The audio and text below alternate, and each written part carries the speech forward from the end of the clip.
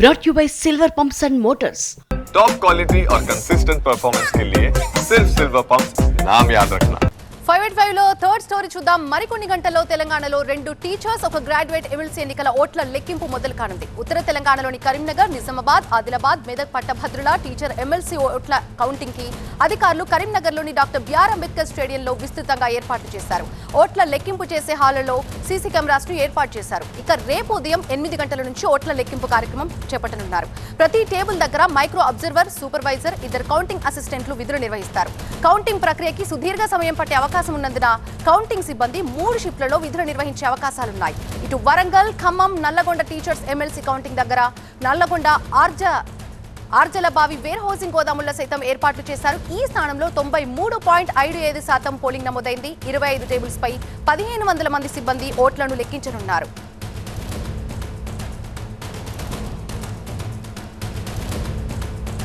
పూర్తి డీటెయిల్స్ మా ప్రతినిధి సంపత్ అందిస్తారు. సంపత్, ఎమ్మెల్సీ ఎన్నికల ఓట్ల లెక్కింపు కార్యక్రమానికి ఇంకా సమయం ఆసన్నమైంది. రేపు ఎలాంటి భద్రతా ఏర్పాట్లు చేశారు? అంటే తెలంగాణ వ్యాప్తంగా రేపు 3 ఎమ్మెల్సీ స్థానాలకి కౌంటింగ్ జరగనున్నది. ఇప్పటికే అధికారులు అన్ని రకాల ఏర్పాట్లు చేశారు. రేపు ఉదయం 8 గంటలకు ఈ ఎన్నికల ప్రక్రియ మొదలవుతుంది. దీనికి సంబంధించిన అన్ని ఏర్పాట్లు కూడా పూర్తి చేశారు. కౌంటింగ్ సంబంధించిన అన్ని ఏర్పాట్లు పూర్తి చేసిన పరిస్థితి మనకు కనబడుతుంది. ముఖ్యంగా ఇక్కడ కరీంనగర్ సంబంధించిన గ్రాడ్యుయేట్లో సుమారుగా 70.44 ఓటింగ్ శాతం నమోదు. అంటే 2,50,000 ఓట్లు పోల్ అయ్యాయి. అంటే ఇందులో మొత్తం ఏవైతే చెల్లిన ఓట్లను మాత్రమే, వ్యాలిడ్ ఓట్స్ మాత్రమే పరిగణలోకి తీసుకుని ఎవరికైతే 50+1 ఓటు వస్తేవని విజేతగా ప్రకటిస్తారు. ముఖ్యంగా గ్రాడ్యుయేట్ రిజల్ట్ రావడానికి కనీసం 3 రోజుల సమయం అయితే పడుతుంది. మనకు ఉన్న సమాచారం ప్రకారం మొదటి ప్రాంత ఓట్లు గెలిచే అవకాశం లేదు కాబట్టి ఖచ్చితంగా రెండో ప్రాంత ఓటు ద్వారానే గెలిచే అవకాశం ఉంది. ఇక్కడ త్రిముఖ పోరు ఉన్న నేపథ్యంలో బుధవారం మధ్యాహ్నం తర్వాత రిజల్ట్ వచ్చే అవకాశం అయితే స్పష్టంగా కనబడింది. ఇక్కడ టీచర్స్ ఎమ్మెల్సీ సంబంధించిన ఖచ్చితంగా ఈ రేపు అర్ధరాత్రి తర్వాత కూడా వస్తుంది. ఇక్కడ కూడా 90% పైగా ఓటింగ్ నమోదైంది. ఇక్కడ కూడా 50+1 ఎవరికైతే 50 దాటుతుందో వారిని విజేతగా ప్రకటిస్తారు. దీనికి సంబంధించిన గ్రాడ్యుయేట్కి సంబంధించిన 21 టేబుల్స్ను ఏర్పాటు చేశారు. ప్రతి దాంట్లో 12,000 ఓట్లు కూడా లెక్కిస్తారు.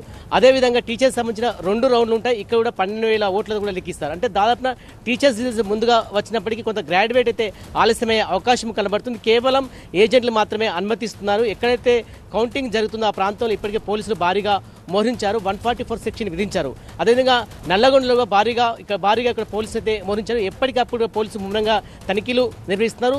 రాజకీయ పార్టీ సంబంధించిన నేతలు కూడా ఎవరు కూడా రాకూడదు, కేవలం ఏజెంట్లు మాత్రమే లోనికి రావాలని చెప్పి ఇప్పటికే స్పష్టమైన ఆదేశాలు జారీ చేశారు. అంతేకాకుండా కౌంటింగ్ ప్రక్రియను ఎప్పటికప్పుడు కూడా సమీక్షించడానికి సీసీ కెమెరాలు కూడా ఏర్పాటు చేశారు. రేపు ఉదయం 8 గంటలకు కౌంటింగ్ ప్రారంభమైతే బుధవారం మధ్యాహ్నం వరకు కూడా ఈ కౌంటింగ్ కొనసాగే అవకాశం అవుతుంది.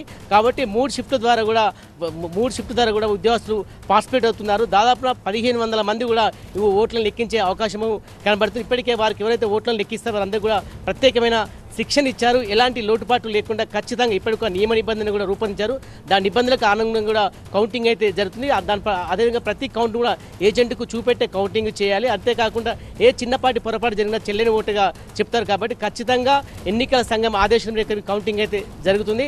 అదేవిధంగా ఎలాంటి అవాంఛనీయ సంఘాలు జరగకుండా పోలీసులుగా భారీగా మోహరించిన అయితే పరిస్థితి కనబడుతుంది. ఒక సాధారణ ఎన్నికలు ఏ విధంగా జరిగాయో ఎమ్మెల్సీ ఎన్నికలు కూడా అదే విధంగా జరిగాయి. అన్ని చోట్ల బీజేపీ అయితే పోటీ చేసింది. ముఖ్యంగా గ్రాడ్యుయేట్ సంబంధించిన స్థానం పైన రాజకీయ పార్టీలు ఫోకస్ పెట్టాయి. ఇక్కడ కాంగ్రెస్తో పాటు బీజేపీ, బీఎస్పీ ఈ 3 అభ్యర్థుల మధ్య త్రిముఖమైన పోరు ఉంది. ఖచ్చితంగా ఇక్కడ ఎవరైతే విజయం సాధిస్తారో వచ్చే స్థానిక సంస్థలకి పైన ప్రభావం ఉన్న నేపథ్యంలో రేపటి రిజల్ట్ కొరకు అన్ని రాజకీయ పార్టీలు చాలా ఉత్కంఠగా ఎదురు చూస్తున్నాయి. ఎలాంటి రిజల్ట్ వస్తుంది? ఇక సుమారుగా 42 స్థానాల్లో ఎన్నికల మీద ప్రభావం ఉంటుంది. కాబట్టి ఖచ్చితంగా ఎందుకంటే గతంతో పోల్స్తే ఈసారి పోలింగ్ పర్సెంట్ సుమారుగా 10% వరకు పెరిగింది. అంటే ఎన్నెలు లేని విధంగా 70% వరకు కూడా పోలింగ్ నమోదైన నేపథ్యంలో రాజకీయ పార్టీలు చాలా ఆసక్తిగా ఎదురు చూస్తున్నాయి. రేపు ఉదయం 8 గంటలకు మాత్రం కౌంటింగ్ మొదలు కానున్నది. Right, thank you Sampath.